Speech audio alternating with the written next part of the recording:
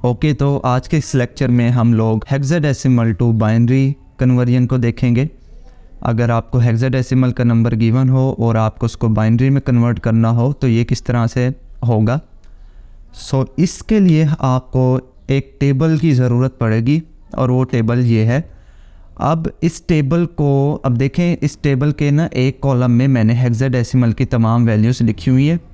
Hexadecimal में values आपकी होती हैं 0 to 15 और उसके अंदर जो 0 to 9 जो होता है वो आपके डिजिट्स होते हैं और 10 to 15 तक आपके अल्फ़ाबेट्स होते हैं। तो मैंने क्योंकि ये बड़ा टेबल नहीं बन सकता था तो मैंने इसको स्प्लिट कर दिया है। अच्छा, टेबल बना लिया हमने, हेक्साडेसिमल की वैल्यूज़ को लिख दिया। अब बारी आती है कि क्या हम इस टेबल को याद करेंगे? नहीं, ऐसा नहीं है। इस टेबल को याद नहीं करना आपने एक ट्रिक लगानी है जिससे आप इस टेबल को आसानी से याद रख पाएंगे। वो ट्रिक क्या है कि सबसे पहले तो आप लोग इसी तरह एक टेबल बना लेंगे। बेशक इसको एक ही कॉलम में कर ले, कोई मसला नहीं है, क्योंकि मेरे पास यहाँ जगह का इशू था इसलिए मैंने इसको स्प्लिट कर दिया। उस टेबल के अंदर सबसे पहले आपको क्या करना है, हेक्साडेसिमल का एक कॉलम बनाना है। उसके अंदर हेक्साडेसिमल की तमाम वैल्यूज़ लिख लेनी है, 0 1 2 3 4 5 6 7 8 9 10 11 जहाँ तक जा रही है। तो F तक जाती है हमारी हेक्साडेसिमल की वैल्यू, तो मैंने वो लिख लिया। ये लिखने के बाद अब हमने क्या करना है, अब हमने ये करना है कि अब इसकी ना एक डिजिट की ना बाइनरी लिखनी है। अब वो किस तरह लिखेंगे तो इसकी मैं आपको एक छोटी सी ट्रिक बता रहा हूँ। तो आपने क्या करना है कि वहीं से स्टार्टिंग से स्टार्ट करना है और लिखना है 0, फिर लिखना है 1, इसी तरह 0 1 0 1, इसी तरह की तरतीब एंड तक चलती जाएगी। ये देखें, हर एक देखें ना, 0 1 0 1 0 1 0 1 0 1। ठीक है, एक दफ़ा ये वाली लाइन आपने कंप्लीट कर ली। उसके बाद क्या करना है, 2 दफ़ा 0 2 दफ़ा 1। देखो, एक दफ़ा 0 2 दफ़ा 0, अब फिर 2 दफ़ा 1, एक दफ़ा 1 2 दफ़ा 1, राइट। इसी तरह ये 0 2 दफ़ा 0 आ गया, ये 2 दफ़ा 1 आ गया। क्लियर जी।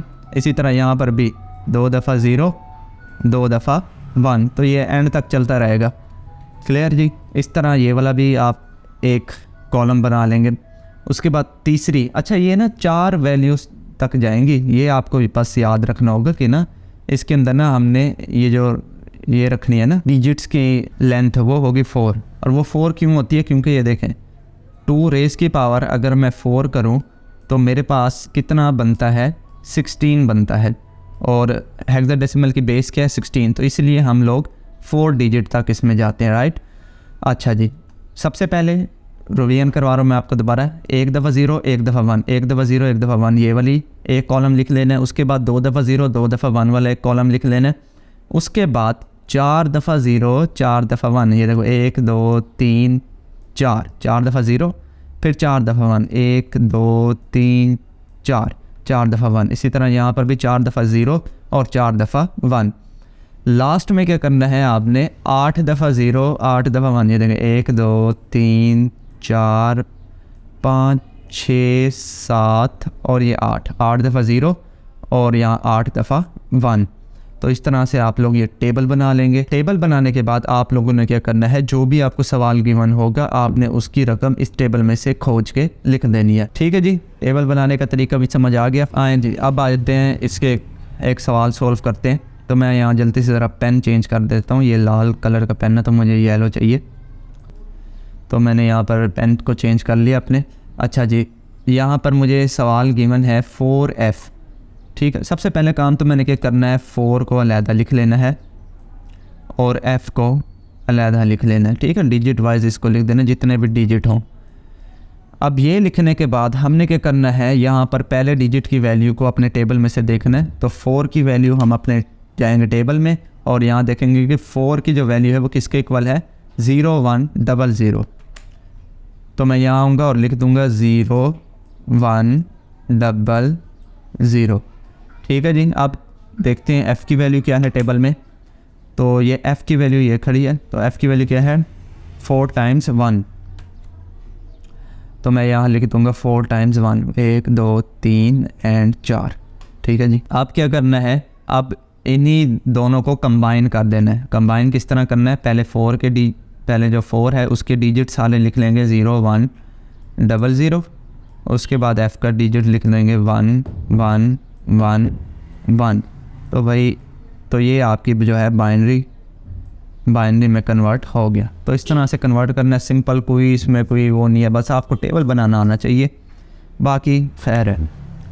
अच्छा जी, अब आ जाते हैं इस सवाल के ऊपर। इसके अंदर क्या है, C921, तो इसके भी एक एक डिजिट लिख लेते हैं, C9 2 and 1। हाँ जी, C की क्या वैल्यू है बाइनरी में, टेबल में से जाके देखेंगे, और इसी तरह सारों की। हाँ जी, तो टेबल मेरे पास किधर गया, हाँ जी, C की वैल्यू किधर गई, ये खड़ी। C की वैल्यू है हमारे पास 1100, 1100, ठीक है। 9 की वैल्यू देख लेते हैं, 9 की वैल्यू कहाँ है, ये 9 की वैल्यू है 1001। सो यहाँ आ जाएगा 100 and 1। 2 की वैल्यू देख लेते हैं, 2 की वैल्यू है 0010, 0010। 1 की वैल्यू देख लेते हैं, तो 1 की वैल्यू है हमारे पास 0001, तो आ गया 000 and 1। अब इन चारों को कंबाइन कर देंगे। कंबाइन किस तरह करेंगे, सबसे पहले C की वैल्यू को लिख लेंगे 1100, उसके बाद 9 की 1001, उसके बाद 2 की 0010, और लास्ट में क्या आ जाएगा 0001। तो ये आपकी इस नंबर की बाइनरी कैलकुलेट हो गई, ठीक है। तो इस तरह से आप लोग ये कैलकुलेट करते हैं। इस तरह कोई भी आपको नंबर दे दिया जाए, आप उसको आसानी से कन्वर्ट कर सकते हैं। अब आ गया जी क्विज़ का टाइम। तो ये आपके पास नंबर है, आपने इसको कन्वर्ट करना है और मुझे नीचे कमेंट में बताना है। जिसका भी आंसर ठीक होगा मैं उसके कमेंट को पिन करूँगा और उसको एक दिल दूँगा, और इवन जो भी मुझे कमेंट करेगा तो मैं उसको एक एक दिल लाजमी दूँगा। तो अभी के लिए फ़िलहाल इस वीडियो में इतना ही, मिलते हैं किसी नेक्स्ट वीडियो में, तब तक के लिए